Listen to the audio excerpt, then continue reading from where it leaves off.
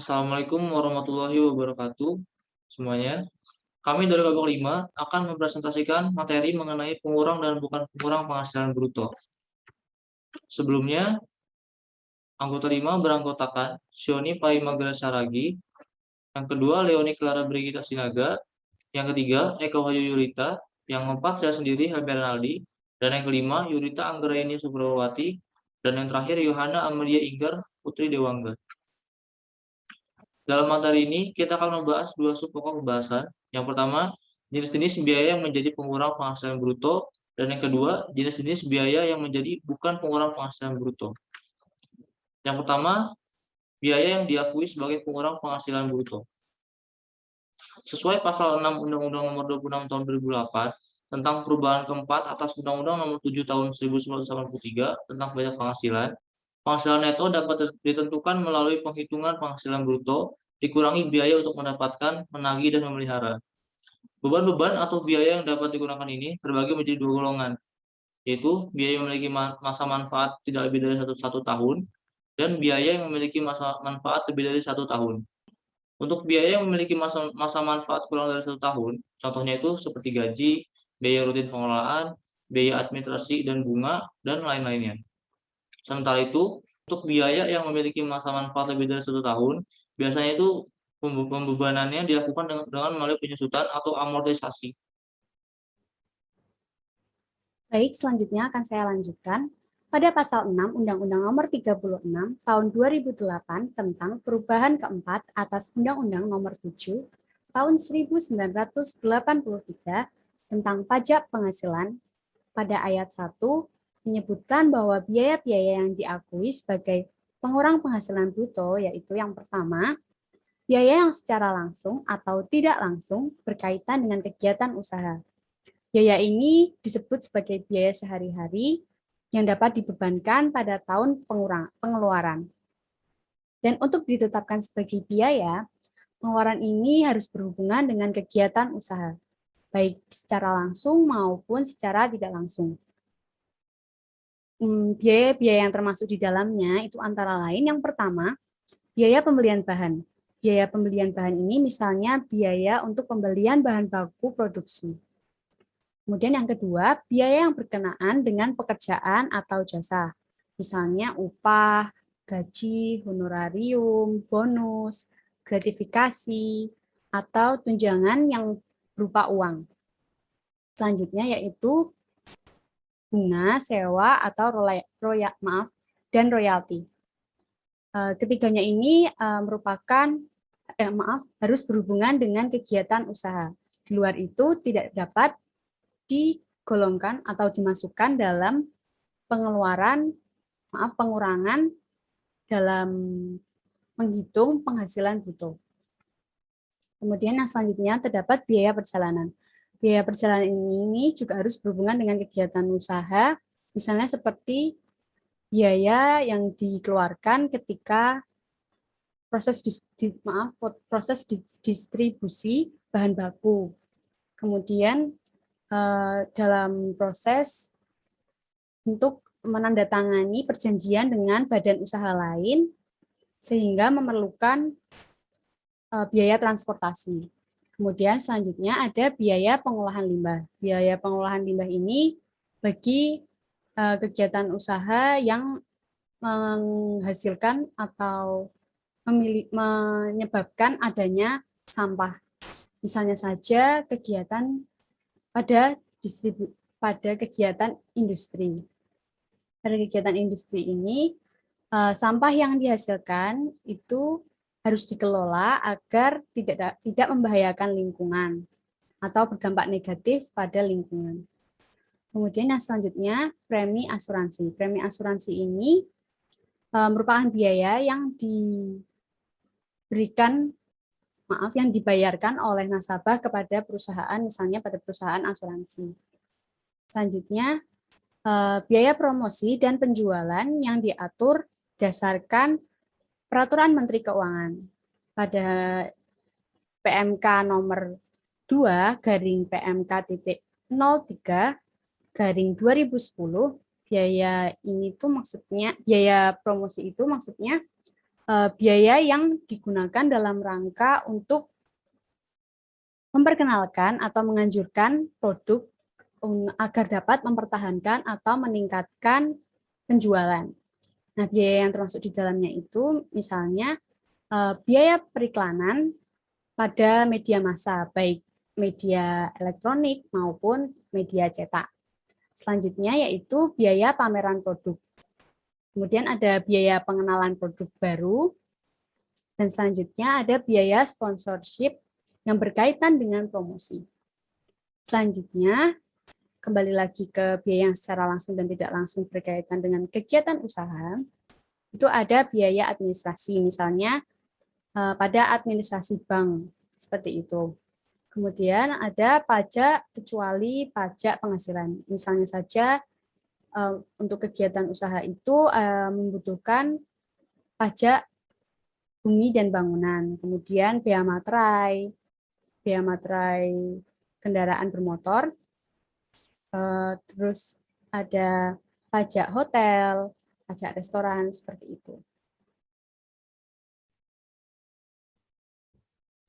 Baik, selanjutnya penyusutan atas pengeluaran untuk memperoleh harta berwujud dan amortisasi atas pengeluaran untuk memperoleh hak atas biaya lain yang mempunyai manfaat lebih dari 1 tahun yang dimaksud dalam pasal 11 mengenai penyusutan dan pasal 11A mengenai amortisasi. Itu proses akuntansi untuk mengetahui kondisi pada laporan keuangan bisnis. Dalam Undang-Undang Pajak Penghasilan juga terdapat besaran tarif untuk penyusutan maupun amortisasi yang dibedakan berdasarkan kelompok aktivitas. Kelompok aktivitasnya ada kelompok harta berwujud dan kelompok harta tak. Pada kelompok harta berwujud itu terdapat beberapa kelompok, rumah dan bangunan. Dan bangunan ini dikelompokkan menjadi kelompok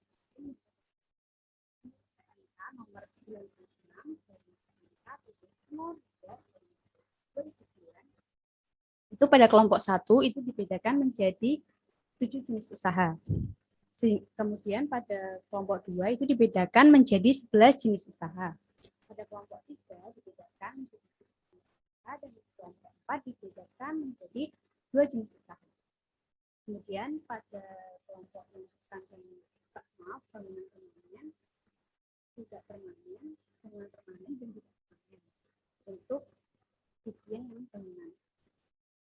Itu masa manfaat mengenai kelompok harta berwujud bagian bukan bangunan dan bangunan itu berbeda. Pada masa manfaat bukan bangunan itu kelipatan 4 hingga 20 tahun.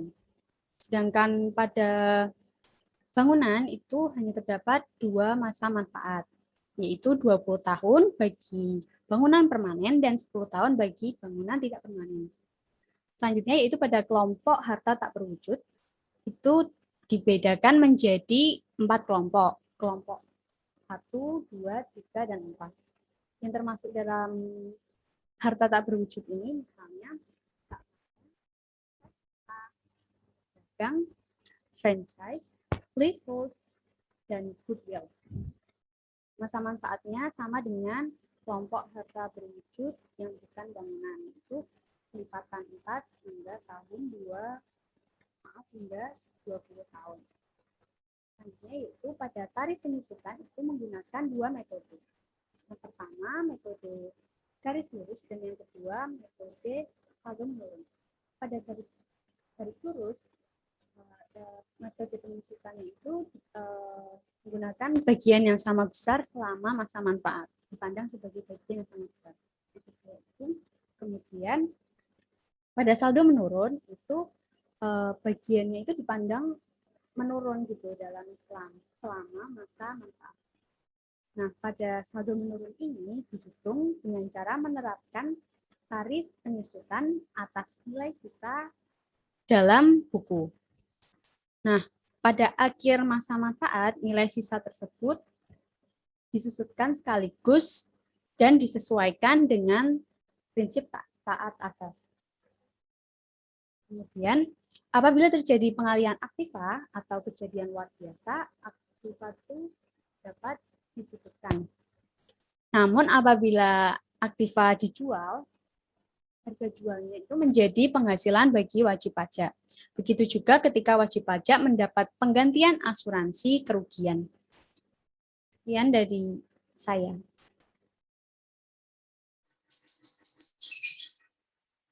Yang ketiga adalah iuran kepada dana pensiun yang pendiriannya telah disahkan oleh Menteri Keuangan. Yang keempat, kerugian karena penjualan atau pengalihan harta yang dimiliki dan digunakan dalam perusahaan atau yang dimiliki untuk mendapatkan, menagih, dan memelihara penghasilan. Yang kelima, kerugian selisih kurs mata uang asing. Yang keenam, biaya penelitian dan pengembangan perusahaan yang dilakukan di Indonesia. Yang ketujuh, biaya beasiswa, magang, dan pelatihan. Yang kedelapan, piutang nyata-nyata tidak dapat ditagih.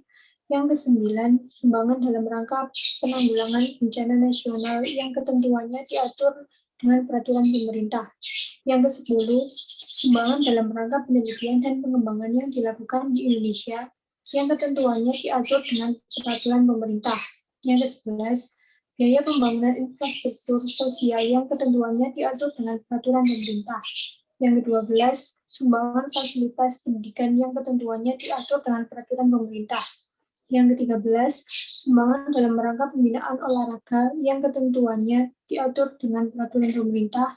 Ke-14, sumbangan keagamaan. Yang ke-15, kompensasi. Baik, selanjutnya ada sub pembahasan kedua, yaitu jenis biaya bukan sebagai pengurang penghasilan bruto badan. Berikut biaya-biaya yang tidak boleh menjadi pengurang penghasilan bruto menurut pasal 9 UU PPh. 1. Yaitu pembagian laba dengan nama dan dalam bentuk apapun. Pembagian laba dengan nama dan dalam bentuk apapun merupakan pemakaian penghasilan. Jenis penghasilan ini dikenakan PPh, termasuk bentuk pembagian laba, yaitu pembayaran dividen kepada pemilik modal, pembayaran dividen oleh perusahaan asuransi kepada pemegang polis, dan pembagian sisa hasil usaha koperasi kepada anggotanya. Macam-macam dividen yang dimaksud dijelaskan lebih lanjut dalam pasal 4 ayat 1 huruf G UU PPh. Lalu yang kedua ada biaya yang dibebankan atau dikeluarkan untuk kepentingan pribadi pemegang saham, sekutu, atau anggota.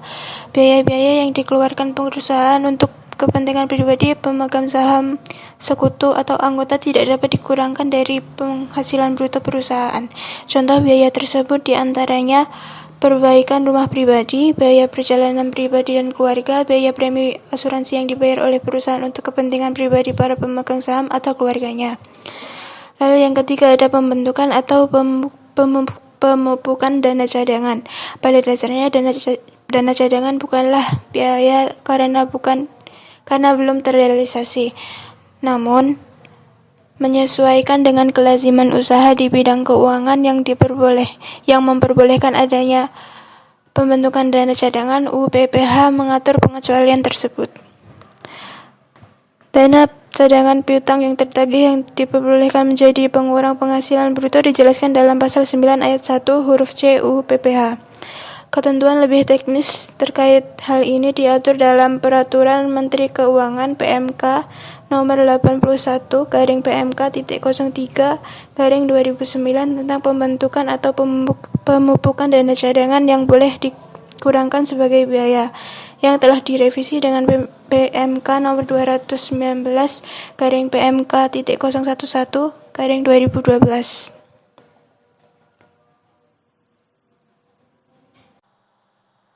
Yang keempat adalah penggantian atau imbalan sehubungan dengan pekerjaan atau jasa yang diberikan dalam bentuk natura dan kenikmatan, kecuali penyediaan makanan dan minuman bagi seluruh pegawai, serta penggantian atau imbalan dalam bentuk natura dan kenikmatan di daerah tertentu, dan yang berkaitan dengan pelaksanaan pekerjaan yang diatur dengan atau berdasarkan peraturan Menteri Keuangan. Yang kelima, jumlah yang melebihi kewajaran yang dibayarkan kepada pemegang saham atau kepada pihak yang mempunyai hubungan istimewa sebagai imbalan sehubungan dengan pekerjaan yang dilakukan.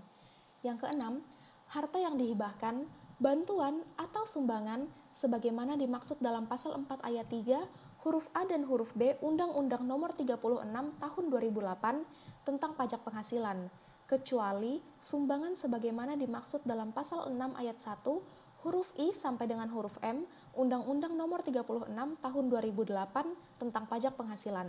Yang ketujuh adalah pajak penghasilan. Yang dimaksudkan dengan pajak penghasilan dalam ketentuan ini adalah pajak penghasilan yang terutang oleh wajib pajak badan yang bersangkutan.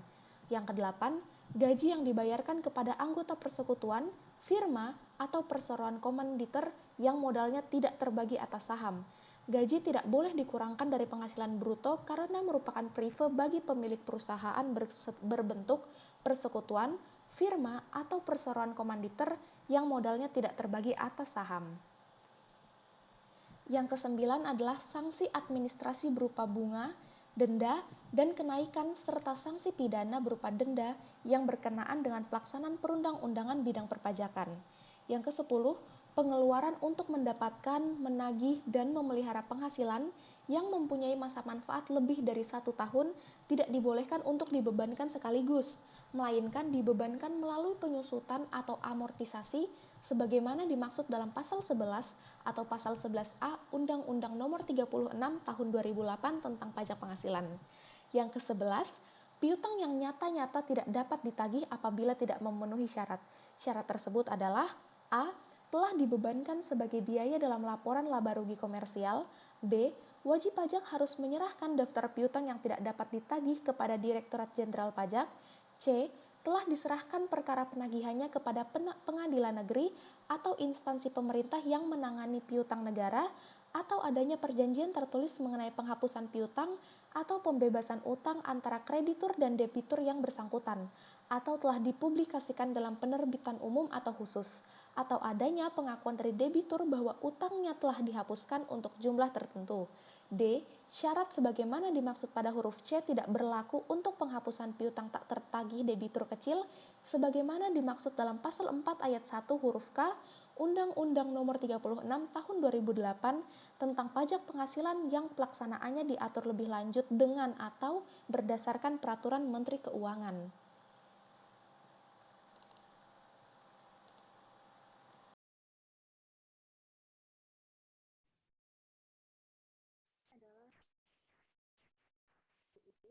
Dapat biaya yang tidak boleh dikurangkan itu yang tidak dapat karena biaya administrasi yang tidak dibebankan adalah biaya yang tidak berkaitan dengan badan usaha atau kegiatan bentuk usaha. Yang kedua, pembayaran kepada kantor pusat yang tidak diperbolehkan dibebankan sebagai biaya adalah yang pertama royalti atau imbalan lainnya sehubungan dengan penggunaan harta, paten atau hak lainnya. Berikutnya imbalan sehubungan dengan jasa manajemen dan jasa lainnya. Dan terakhir bunga, kecuali bunga yang berkenaan dengan usaha perbankan. Baik, sekian presentasi dari kelompok kami. Jika ada kesalahan kata, kami ucapkan maaf. Dan bila ada teman-teman ingin bertanya, bisa langsung dikirimkan ke kolom komentar. Terima kasih.